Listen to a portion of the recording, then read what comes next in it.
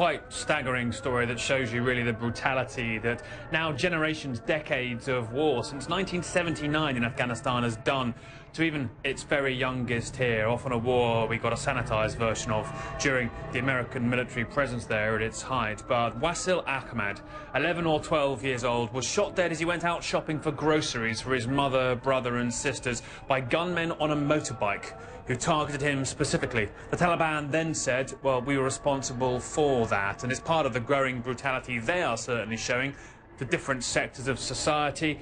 Many say they're in an ideological war for the more radical part of Afghanistan's youth against ISIS, who've developed a franchise in Afghanistan. But why Wasil Ahmad? Well, that's key too, because this 11-year-old boy had seen his father defect from the Taliban, along with his father's brother, his uncle, back in 2012. They joined something called the Afghan Local Police, which was a popular movement run by the Americans to assist fighting the Taliban by getting some tribes to join sort of loose militia structures that would assist Afghan security forces. Now, his father was killed in 2013, and Wasil obviously became man of the household, but also developed a lot of fighting skills, it seems, too. And remarkably, his uncle Samad referred to how he'd been a keen student, not just of English, but also of high-frequency radios, of the AK-47, of heavy machine guns, and even referred to a story how when their home village was under attack in a siege that lasted over 70 days, the Taliban attacking them,